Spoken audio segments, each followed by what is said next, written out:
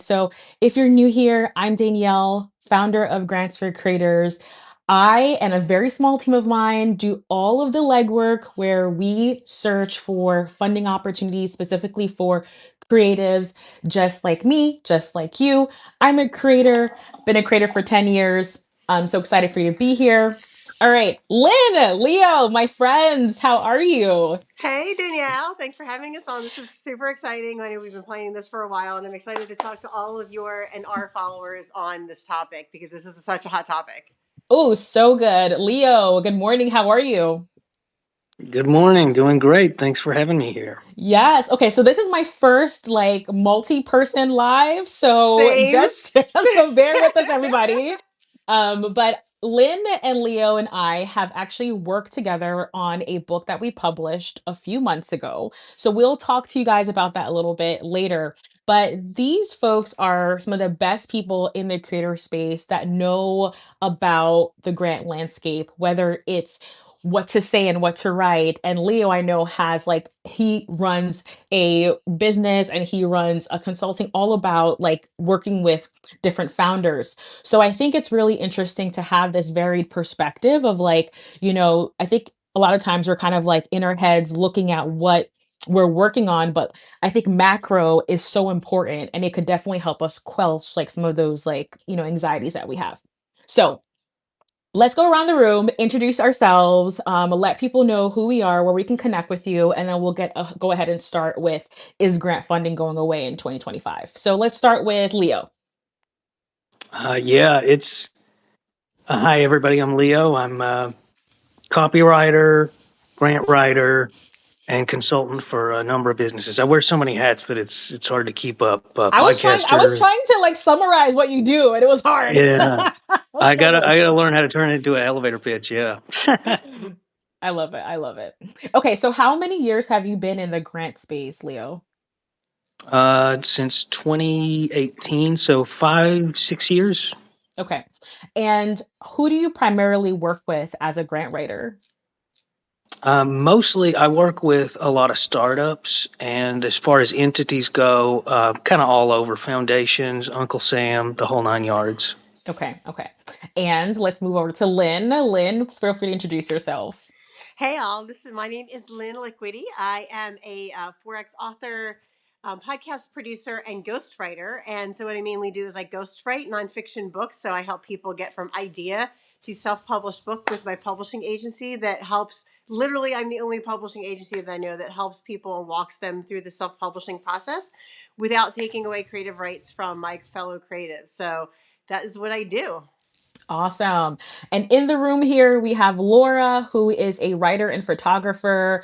We also have Kay, I hope I'm pronouncing your name correctly, who is a visual artist and photographer as well. We have podcasters in the room. We have lots of different people.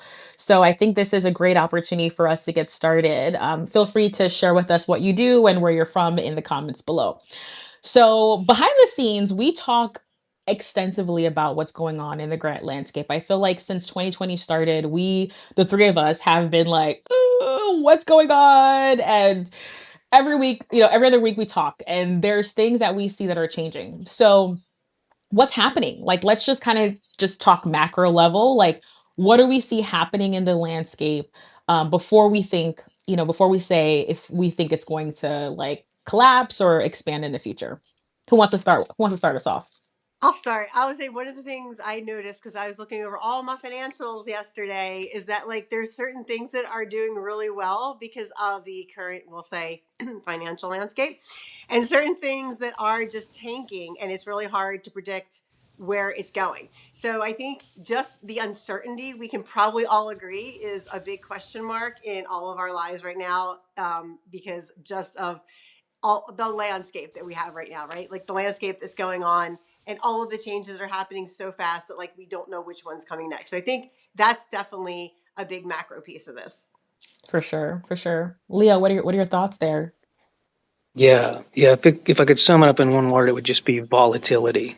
It's a very volatile time. But that being said, a lot of funders are tightening their belts, but they're also expecting more in terms of a well laid out plan for how you're going to use that funding. And for some people, especially people who are going to harm themselves with knowledge, like folks today, this could be actually a hidden benefit in all this, just on the grounds that there's going to be less competition moving forward. There's a bit more of a funnel now for who's going to actually get funding, and if you jump through the right hoops and tick the right boxes and arm yourself with knowledge, that could be a big asset for you. Yeah, yeah, I totally agree with both of you. And I just want to kind of even step back a bit further. So, with this new administration, we have seen and heard a lot in the news that they're just sweeping cuts across the board, departments and budgets. And a big part of that is grant funding. Like, I know, for example, Harvard right now just lost billions of dollars or millions of dollars, if I'm not mistaken, for their research departments because they're not, adhering to what this administration is saying and looking for. So, this is where we're at right now. We are seeing lots of changes and shifts and lots of cut in government funding. Now, that I do believe personally will trickle down into the private sector. And the reason why I say private sector is because a lot of the grants, most of the grants that I share indeed within Grants for Creators is private grants. So these are private foundations, private companies, like big companies, Fortune 500 companies, small companies, individuals like me and you. There is a huge sector in grants world that is run by in the private space. So from what I'm seeing so far, I don't see a huge impact in grant funding being available in the private sector. However, we do know that some of these private, sector grants do come from the federal government, do come from state entities. So can that trickle down? I definitely think that it definitely will, but we're not seeing that initial impact like right now. So that is something I just wanted to start off with. Leo, what are you seeing in like the federal government space? And then we can kind of go down a little bit and talk more about the private funding. I've definitely noticed that the things that they're asking for are much more specific. A year ago, 2 years ago, it could be things like we're looking for money or we're looking for money. We're looking to fund startups in energy. Whereas now we're looking to fund startups who are utilizing gallium in industry. It's a lot more narrow. The parameters have gotten way more specific. Mhm, mhm, mhm. And I think with that specificity, it does offer opportunities where, okay, like if that's you, go for it. And if it's not you, it definitely could feel like things are a little bit shifting in that regards. So, can we say a general consensus is that funds are getting harder to get? Is there less funds out there?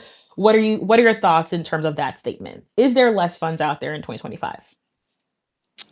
There's less funds, but the funds that are out there, if you can tick all the boxes, if you can showcase how you're going to go about making the impact that you claim to go about, um, it's a less crowded playing field.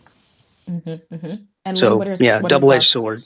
Yeah, for sure. What are your thoughts, Lynn? So one of the things I always think of when I think of like applying for grants is first of all, obviously like looking at the grant, right? And like Leo said, make sure you tick all the boxes now more than ever. But the other thing I commonly see people make the mistake of just in grant writing in general is not answering the actual grant question. So there'll be a grant question and they'll answer it, but they'll be either too vague or they won't answer it correctly. So like Leo said, like if you want to check off all the boxes, it's not just with the qualifications, but it's in the way you write the grant. But like you said, Danielle, anything that happens in our economy, no matter what sector it is, it's always going to affect something else. Like we might not see it immediately. And that's the thing. Like a lot of people think like, oh, well, like this week we're fine. It's like, okay, but what happens this week doesn't affect our economy this week. What happens this week affects our economy 3, 6, 9 months down the line. So being proactive and figuring out like what that might or may look like down the road can help us weather the storm better, right? Like if we just sit around and don't do anything and think like, oh, well, nothing's happening right now, so we're perfectly fine, you know, that's kind of a naive perspective to have. I think we need to not be freaked out about everything because eventually this will all pass like everything else does in history. But we need to be aware of what's going on and we need to be prepared for what's going to happen. And we need to just stay on top of what's going on without trying to get emotionally sucked into all of the things that are going on, which is really hard to do because we're people, right? And we want to be like, so, but we like to move forward, especially as creators, right? Because as creators, it's already hard because we're running our own business, we're wearing the 18 hats, we're doing our own thing, we're trying to get people on our platforms, but just to be aware of what's going on so that as we're moving forward as creators, we can make those plans and put those in place. And if they don't work out, that's fine, but at least we know we have a plan, we can move forward with it, and that, if that doesn't work out, we try plan B. But we definitely need to be aware of what's going on because whatever goes on at the top is always going to trickle down into everything else. Whether it affects it or not depends on the industry, but it's going to trickle down eventually. Yeah, so I'm looking at my own, database because that's really what we do here at Grants for Creators. We curate grants for creators. And here's the numbers of what we shared. So in January, we shared 95 grants, which is on par. So our goal internally is to try to hit 100. Like that's always our goal. So 95 on par. In February, we shared 118. So doing well. By the way, Q1 is grant season. It's like the hottest Yes. time to apply for grants. So this is on par with, again, what we would see in past years. In March, we shared 133 grants on par with what we hope to, share every month. And then April, we shared 115 grants on par. And then in May, our May list is out. We have currently 62 grants that are shared. So we could see things are kind of trailing off a little bit in May, but that's expected because we just came off of a very high Q1 and Q2. So far, I think the numbers, at least from what I'm sharing, it feels like okay. Like it feels, I'm not panicking yet. But again, it's easy to feel panicked because things are kind of changing and shifting. But I think there's something comforting when you look at the numbers and see, okay, what truly is out there. Now, Leo, I know you talked about how there's been some like really big radical shifts that you're seeing in the grant space. Can you talk about some of those things, like words that we can't use in certain applications and the thoughts of DEI and diversity, equity, inclusion, like all of those kind of things. Like what are you seeing out there right now? Yeah.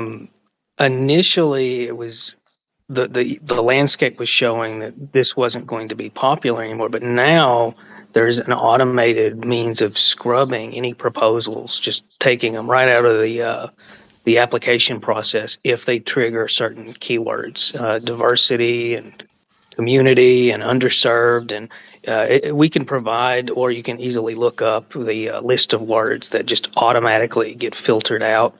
But I'm seeing just a drastic change in the landscape, just on those grounds alone. Things are a lot more specific. I've also noticed that applications have gotten a lot more terse, actually, which originally, let's say a proposal required a 3,000 word document. Now they're asking for 3,000 characters, so they're greatly shortening the applications as well. It's a pretty big shift. As a creator, we love short applications. Like that is like that is like The LinkedIn easy apply. but you know what? It's actually hard sometimes to compress everything you have to say Yes. in a way that's concise, compelling, engaging, and like those 1 minute videos, they get me all the time because I'm just like, I don't know how to do this in one Yes. take, Yeah, It is much easier Yeah. to expand your content than it is to summarize it for sure. Yeah. And I'm going to take exactly. on the DEI piece when we get back around to that too. No, go ahead. Go ahead, Lynn. Mm. Go ahead. So one of the things that I realized, because I'm in one of my business coaching programs, is all about business coaching for DEI, so women and underserved minorities. And so I'm in this program, and we are obviously watching this shift really, particularly because all of us are in that DEI space. And so one of the things we noticed is that because the DEI government rules are softening, there are certain corporations that are like, we don't care, like Costco, we're going to keep up with our DEI. We're going to keep employing Mhm. all the people that fall under DEI, and we're going to serve our community this way.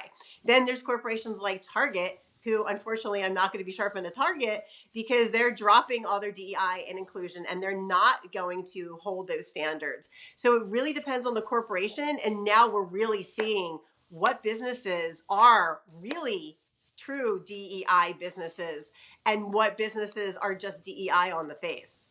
Mhm, mhm. I think as creators, I always say that it's really important for us to expand our horizon on how we see ourselves and define ourselves so that when we see a grant, we can really have that discernment to say, is this for me or is this not for me? So, like, just off the top of the dome, things that I look at is like, who am I as an individual? Where am I located? So, city, state, country, region. I also look at my craft. So, I'm a podcaster, I'm a writer, I'm a entrepreneur, I'm a small business. I'm a woman, I'm a black woman, I'm a mom. Mm. So, I think when we are looking at the grant landscape right now, it's so important for us to really have this more also expansive view as to what we are, who we are, like what we offer, so that we are actually qualifying and eligible for way more opportunities than just the podcast grant. So any thoughts on that? And also in our book, we talk about that. We talk about broadening your definitioning, broadening your view so that you can apply and are eligible for more opportunities than what you would have thought otherwise.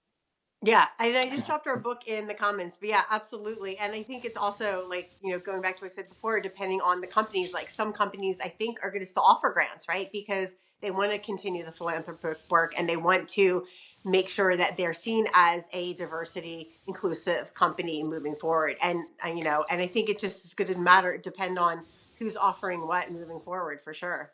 Leah, what do you Mhm. think? Yeah, I think right now in this current landscape, what it's never been more important to do kind of a self audit and see what your strengths are, what your weaknesses are, who you can partner with to supplement those strengths. That's we're going to see a lot more of that. We're going to see a lot more partnership related applications, just in order to warrant what kind of funding can be utilized. So I think it's very important to analyze what you're applicable for, what your strengths are, and if you're finding any weak links there, find somebody to supplement those weaknesses. Mhm, mhm, mhm. Leo, do you have any thoughts on with like how can creators best position themselves for grant writing? When we became creators, grants more than likely wasn't like on our radar as like an income stream. And I think that's one of the reasons why grants for creators has blown up so much over the last 3 years is that like it exists. Like there's money out there to support our creative work, our businesses. But sometimes I feel like as creators, we struggle with like, well, we don't have the grant writing skills to begin with, or we just struggle with like how to present ourselves on these applications. So do you have any like tips to share on how we can just strengthen how we what we say and how we pursue grant writing? Yeah, I think there's three things that I would recommend anybody do who's creative and wants to seek grants. One, write out what your mission statement is. Figure out what your goals are, what kind of impact you want to make, and then look for entities that align with that. And the other big one is network with people who are in a similar space because what astonishes me is how organic some of these connections ends up being. I was talking about, supplementing your weaknesses. It's amazing when you actually get out there and start talking to other creative people who absolutely will fill in those gaps for you. And similarly, it's astonishing how many people you'll meet who knows somebody in the funding space. And that can give you a really good finger on the pulse of what's going on, locally, statewide, sometimes even federally or globally. So getting out there and being around other people in this ecosystem is probably one of those strongest suits.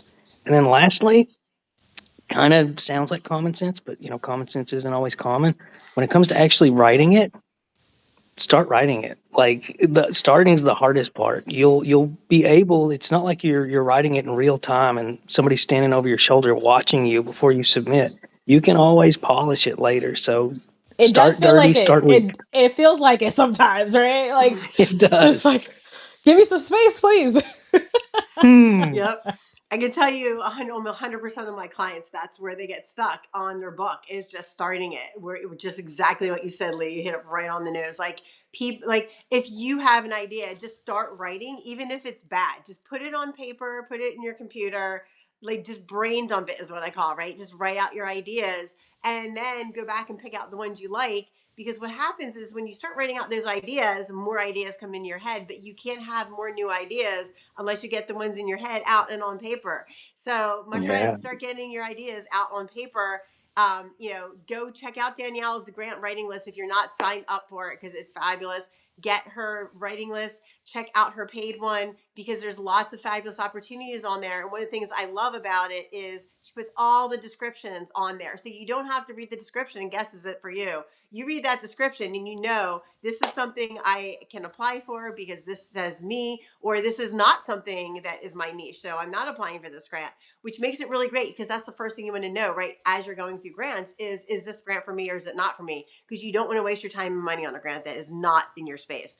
So just start writing, get it in there. And if you don't know people in your grants, in the grants funding or funding space, there's two great ways to do that. One is LinkedIn, right? We can get on and look up articles about people that are writing about funding, like Danielle, and find out what is going on out there in your space. And then the other thing you can do is there's lots of startup meetups in person, in real life, in your communities. So just search up on Google, like, entrepreneur startup in your city and town, right? And if you live in a really small city and town, what's the next best biggest city and town near you?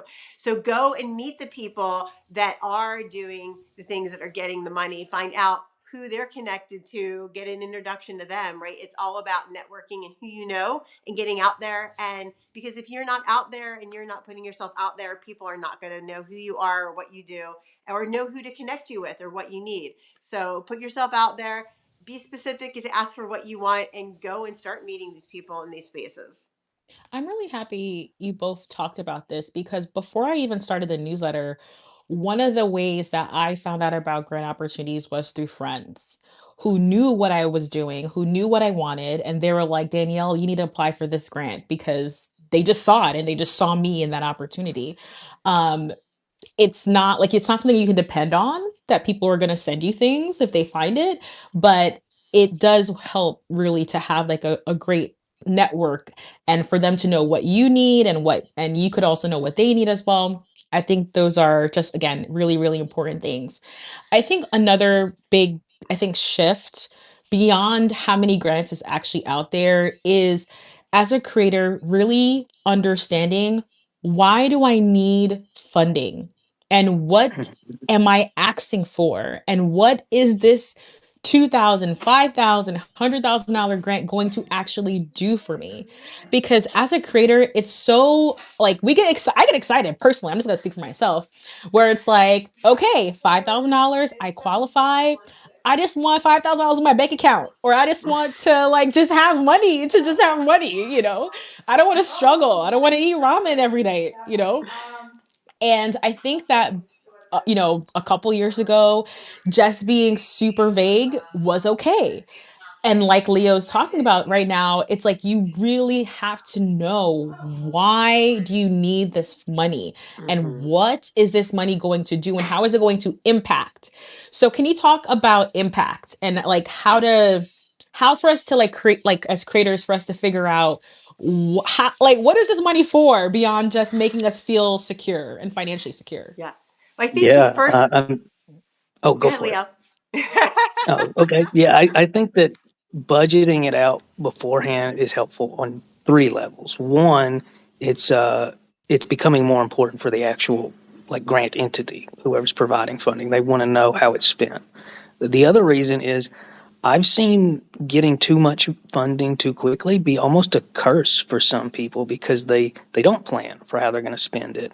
And then they run through it irresponsibly and then they end up in a worse spot than before. So knowing where it's going to go, budget it out beforehand. Figure out how much you're going to pay yourself and figure out how much you're going to utilize in order to make that impact. Otherwise, you're really just getting some short-term funding and you're not going to make the impact you want to. And when the money's gone, you probably aren't going to have the best reputation with repeat funders because you didn't do anything with it. And then lastly, the other reason why I recommend doing that is it's going to make you better moving forward at continually doing that. It's going to allow you to scale out your creative endeavors, and that's going to scale out your impact. So just think of it in terms of concentric circles. Step one, get funding for this and do X, Y, and Z with that funding. Step two, get more funding and go do A, B, and C and just scale it out till you have, I can't remember what comes after A, B, C, D, E, F with it. Just keep scaling out to increase your impact and also increase your overall worth. Yeah. And like you said before, Danielle, right? We need to look at our big picture because it's so easy as a human being to chase the shiny object, right? Which is the money. Like, oh yeah, who doesn't want money for their creative project, right? And I think all of us here do, and nobody would be like, no, I don't want to raise any money for my creative project. But here's the thing, right?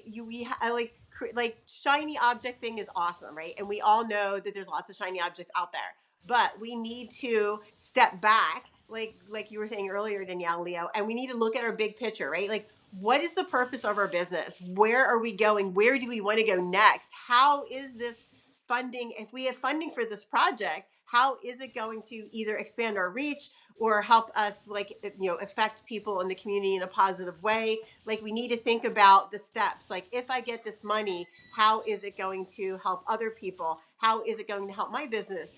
How is it going to help me personally? Like, is it going to give me more exposure? Is it going to give me clients? Is it going to give me a chance to work on a project that I would not have been able to work on before because I didn't have the funding for it, right? Is it also going to help another maybe nonprofit or other group or creator who I'm working with? Like you said, Leo, we need to pick the budget, right? Find out and make sure if you need to work with somebody else, call them and say, hey, I'm looking at applying to this grant. This is what I'm looking at. This is what I need. I need a videographer for XYZ. What would you charge for that? To make sure you have an actual dollar amount to put in there so that you don't get stuck like I've seen creators do. Apply for grants, get the money, but then they didn't budget enough out. And so then you're using your piece of the grant, right? Your personal piece of the grant that you're going to get paid to budget out for other people. So make sure you look at your big picture and figure out where does this project fit in your big picture to plan moving forward so that the project also moves you forward, not just getting the grant money to fund your project. And I think like the word that came up for me as you both were talking is like asking ourselves as creators, like, what's next? What's next? And what funding do we need to be able to make the next step, to have that impact, the next thing that we want to do and pursue? That is a way different space than just seeing a grant and being like, I'm just going to apply for $500 or $1,000, right? So I think understanding that that's truly what grant writing is all about, right? Grant writing is a fancy term, but if we could just kind of break it down to make it tangible for ourselves, it becomes way more like approachable and accessible as well. So I want to pivot a little bit because I also feel like, generally speaking, I think when we ask a question, is grant funding going away? I think our consensus is that no, grant funding is not going away. Funders, like the stock market and investors, they're tightening their bootstraps and they're tightening their strings and they are thinking about things a little bit differently.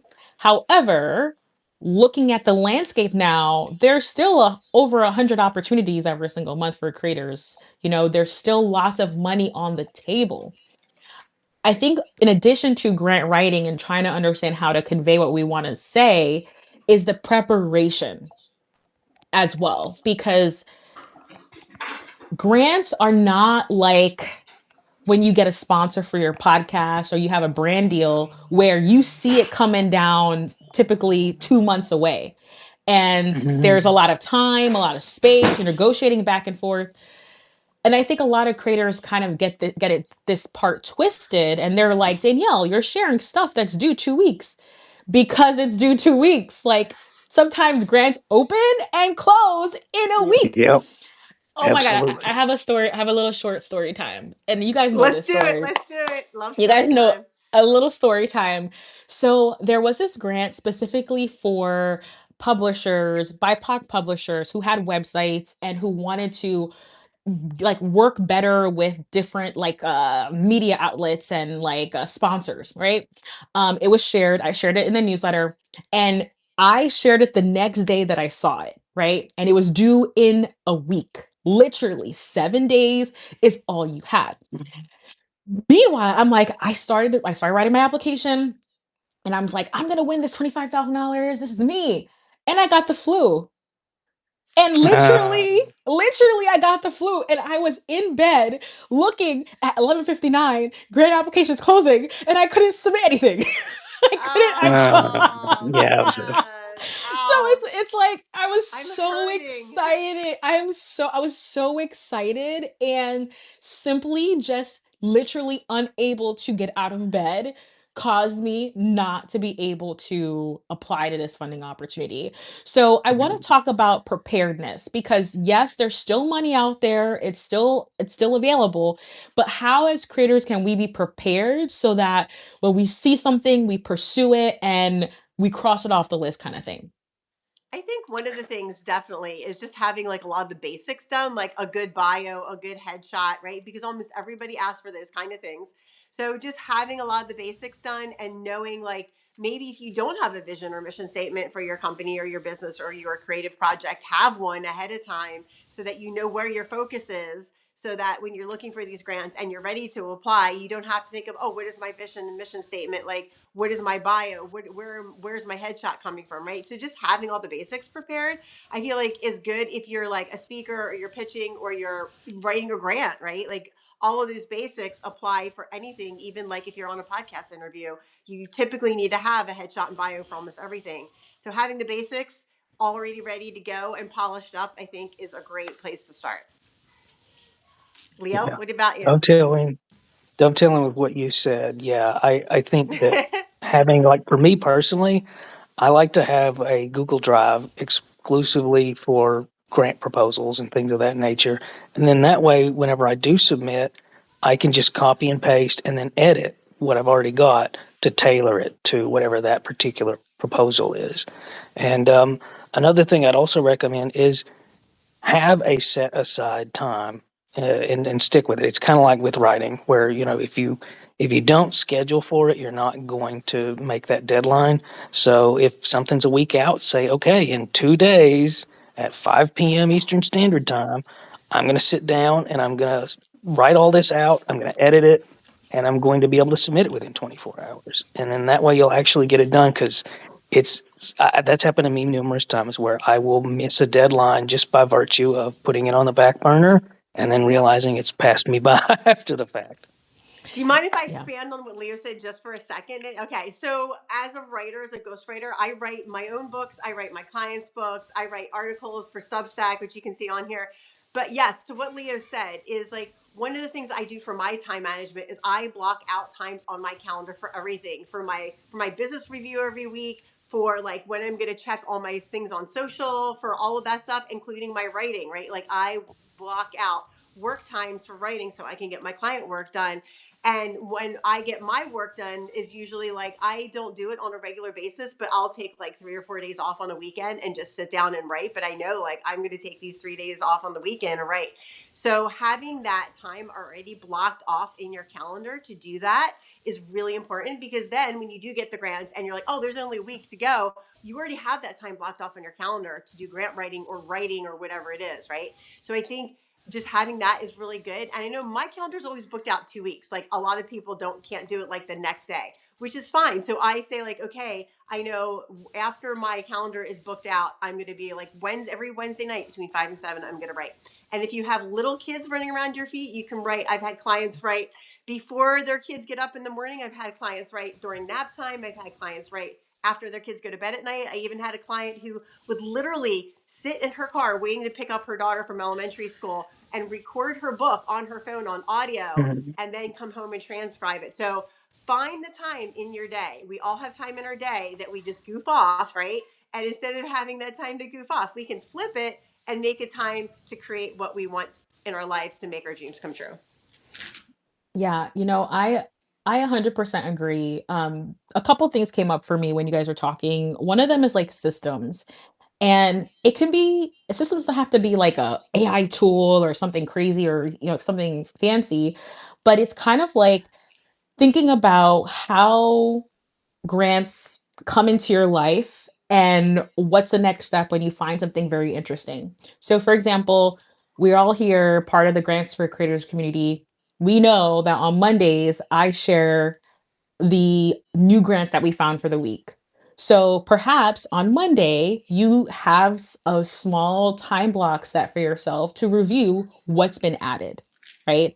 That is, I think, is important. Like I also not only a weekly, like I don't spend that much time in that, but I do kind of have like a little bit of time I carve out every week to look at what's new, but I also send out the monthly newsletter too. That's like the big one that we send out at once.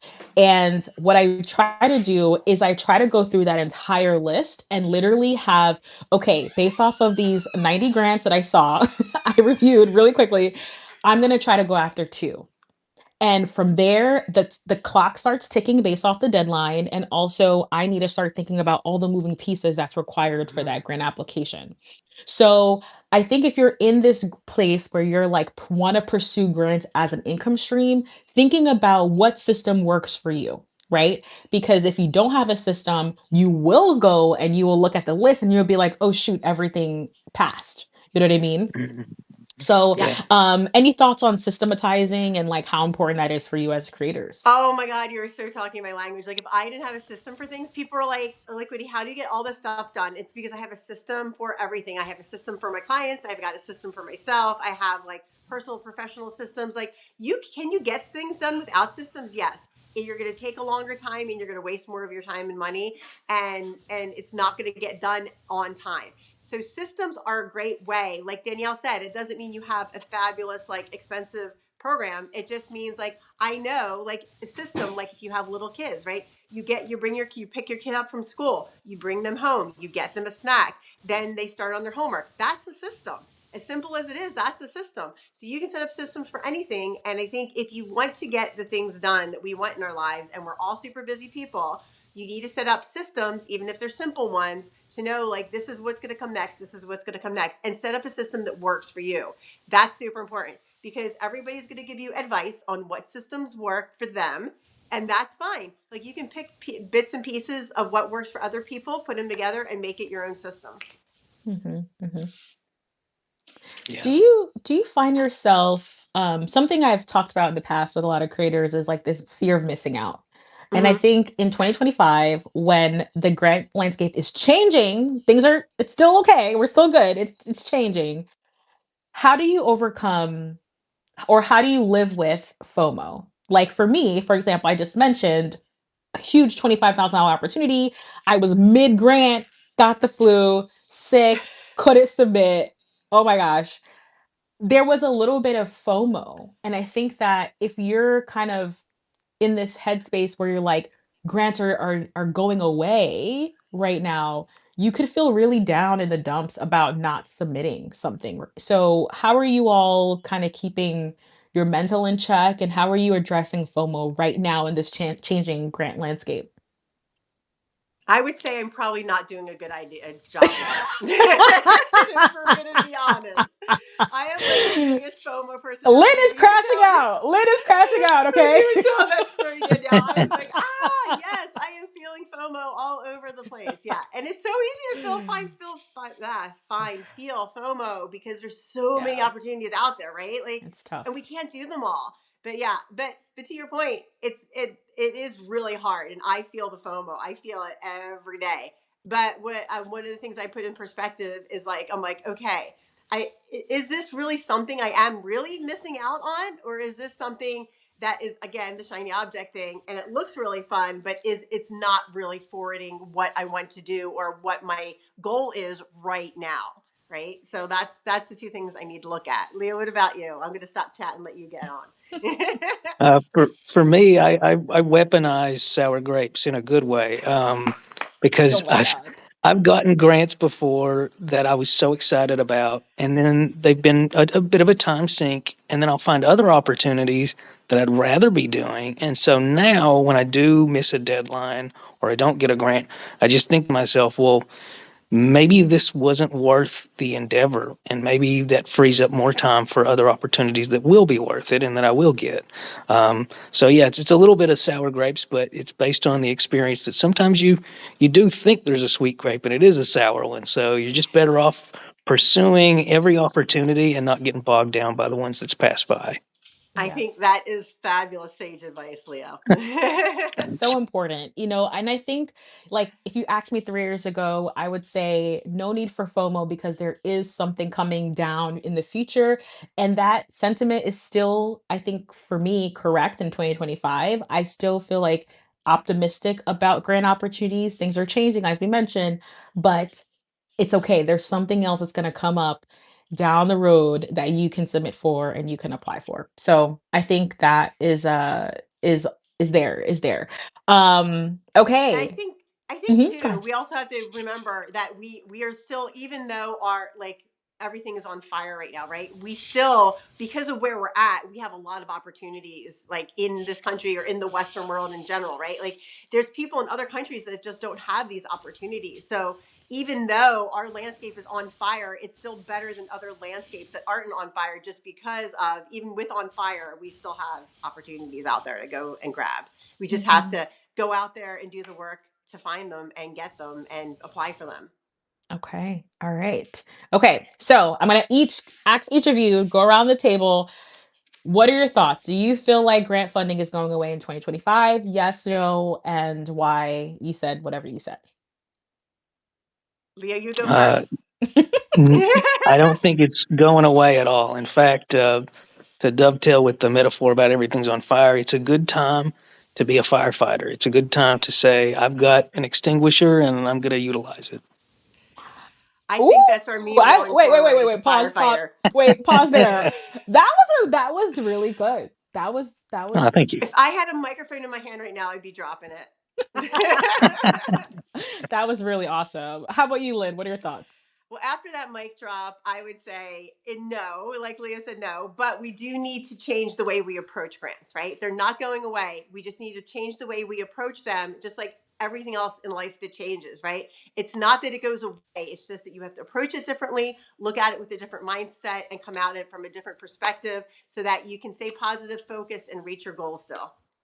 Yes, yes. And for me, the proof is in the data, and I have the data. The data shows that we are on par with years past in terms of the volume of what's out there. I think what's really important is for us to, if you see something that you think is a good fit, apply right now. Don't delay.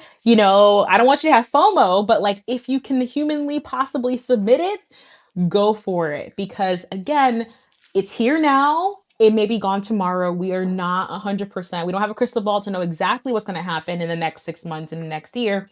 So I think as creators, it's really time to capitalize on the funding that's on the table. Funding's on the table. Let's go pursue it. And here's something else I want to say.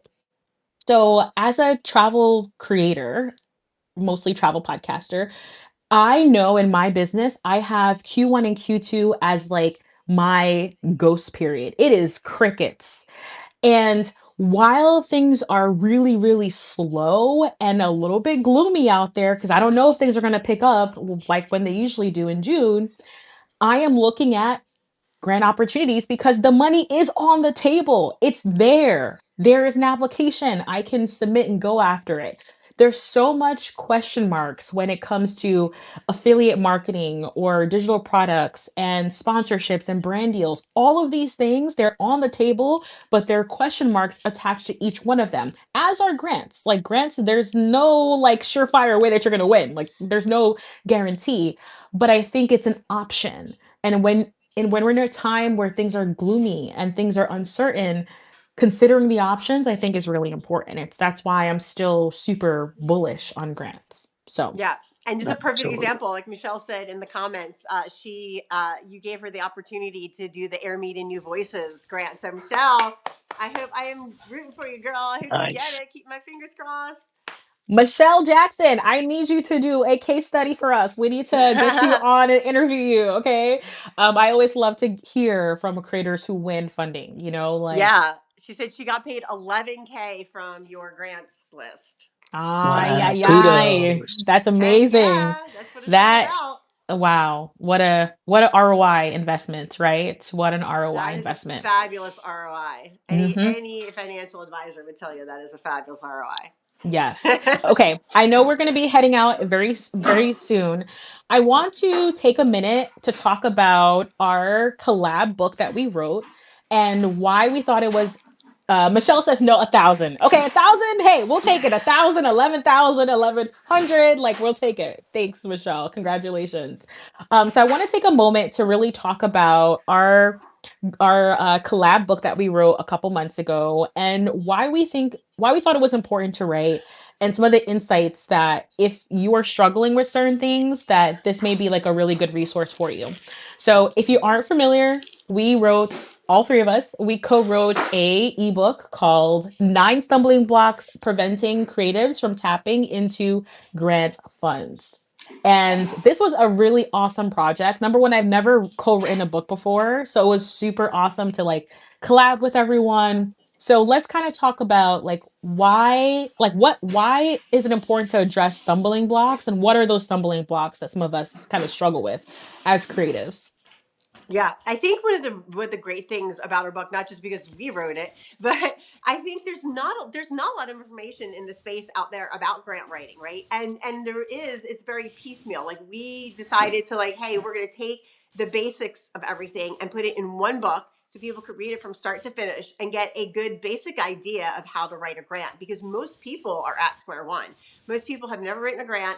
They're really excited about it, but they're not sure where to go or what to do. And that's what our book does. Our book helps what the 90% of people get stuck on is getting started and getting into that grant writing space. So I think that's really important. And I think that's one of the reasons why we wrote the book, is because it's just we needed people to get that information to figure out like, hey, there are grants out there and these are the basics of how you do it. I think for me, a big reason as to why I was really excited to work on this project is I have a creator friend in particular who told me, she was like, Danielle, I've been on your grants for creators list for 2 years at that point. 2 years. And they see grants come and go, come and go. And they did not apply until very recently. And now they're feeling encouraged and they're on a roll and they have their flow. And I think for me, it's important to acknowledge those stumbling blocks. Like, there's a Mm-hmm. lot of mental sometimes drama that we have as creators as to why we don't pursue certain things. Beyond the I don't have time, sometimes it's like I'm afraid of putting myself out there, or I just don't know how to write a mission statement, so I'm just not going to do it. So there's so many things, and in the book we cover 9 different stumbling blocks that get people tripped up as to like why you're not pursuing what's out in front of you. So I think to me that was like a real example of like I struggle, and then after Leo, I'll tell you a story after, but like I know I struggle with things. So let's address them. So Leo, what was important for you, and why like writing this, being like part of this project was like important? Mainly, I've dealt with so many people in every sphere, every circle that I run in with analysis paralysis, and it keeps people from doing what they really want to do more so than anything. And I've found that having a structured plan can really alleviate that problem. And that was my big impetus to take part in this book. In addition to the fact that I have fun working with you two, is just helping people structure what they want, and then as such, they're not so paralyzed moving forward. Ooh, that's a good one. And when we say Yeah. book, we're not talking about encyclopedia. It's a very No, quick read. Yeah. We it's are in and out. We are here to empower you to be your cheerleaders and get you moving on. So I do want to kind of clarify that it when we is a do super say, quick read. Yes, it is yeah. actually the Yeah. shortest Yeah. out of all the books I've ever written between client and personal. It is the shortest book I've ever written. So super easy airplane read. Yes. Bring it on your next airplane Ooh, ride. I like that. Or I your really next like train that. ride or your next road trip that you're not driving. Obviously, we don't want to read and drive. And I've shared this in some Substack posts that I've written before. Like one of my big regrets last year in particular is I felt like I didn't apply to enough opportunities. Mm. And my excuse at the time was two excuses. Real, these are not these are excuses, but it's for real for real. Like I have a toddler at home. I am stressed. I never got any work Mm. done when my kids were toddlers, Danielle. I can say that right now. Literally, the second you sit down at your desk, your toddler is running in your door, like literally running into your door. Yes, with sticky peanut butter hands trying to touch my laptop. Yes, At exactly. least with sticky peanut butter hands at a Mm. minimum. Exactly. So I would say excuse but real honesty number one. Excuse but honest number one is, raising kids, it's really hard as you're trying to just do all the things. And then number two is that I was so busy curating this newsletter and like literally man hours, like just putting time in to do these searches that at the end of the day, I was so exhausted. I had nothing to give for myself to apply for opportunities. So I felt like co-writing this book for me was like kind of like therapeutic in many ways because I could, oh, who doggy is that? That's so cute. I miss my Mine, dog. of course. Anytime you hear dogs barking in the background, it's going to be mine, my Labrador and our German Shepherd. Yes, Her I love German that. Shepherd is going to Comic Con this weekend with my daughter because it's her Shepherd and she's dressing them both up in a costume. So I will post a picture on my Substack. Oh my God, that's so cute. That is so, so, so cute. That's so cute. So I really felt that I just didn't have it. Like I had nothing else to give. And like we said, I totally understand and can relate to that, especially in this economy. Like we're all hustling and we're trying to get the next dollar and like, sustain our lives. But again, there's money on the table, so let's pursue it if we can, within reason. So yeah. Anything I missed, guys? This was a great conversation, and like an hour just flew by Yeah. so fast. I know. I don't think we missed anything, but I think that I thank you everybody for coming. I mean, this has been great to Yeah. see all the faces here and people who are were just learning about it and people who are already into it. Like I think no matter where you're at in the grant writing process, like I think just go and take the next step. Like whatever, even if it's your first step, just go and take it. I know it's scary. I always talk like I always similar like compare it to cliff diving, right? Like I remember the first time I've ever did cliff diving and I was looking. I had a life jacket on because I was like, oh my god, if I get under that water, I'm a good swimmer, but I'm like, no, I'm wearing the life jacket, and I'm looking over the cliff, and I'm like, damn, that's 40 feet, like a jump, and like that's scary as hell. And they're like, no, and your head's going, no, you're gonna die if you do that. And then your heart's like, nope, I'm gonna do it anyway. And then you run off that cliff and you jump and then you get into the water and it's exhilarating ride down and it's scary and it's fun and it's all of those emotions wrapped into one. But then when you get to the other side, it's so rewarding. So take that cliff jump and get on Danielle's newsletter and find a grant you're going to cliff jump and just dive right into. Ooh, I like that. Between the firefighter analogy and the cliff jump, we are full of analogies today. I love We've got all the that. action packed analogies going on here in our live. Oh my goodness, I love that. Leo, how about you? Last closing remarks. Yeah, I mean, at the end of the day, it's about doing and not just thinking about doing. So this is your call to action. Even if you don't get the book, even though we highly encourage it, get out there and start actually seeking and writing for and getting funding from grants. I love that. Well, my friends, this is all that we have for today. If there are no other questions, I don't know if there were any questions, but if you have any thoughts or questions, this is your last call. Let us know what you're thinking. Let us know if we could answer anything for you, and we will see you hopefully sometime soon. We want to do more collabs like this in the future. So let us know what your thoughts are. Awesome. Thank you all. Thank Thank you all. you. See Have a you guys great rest of the week. soon. All right. Yeah. Bye. Bye Bye. bye. Bye, everyone. See you soon. Bye bye.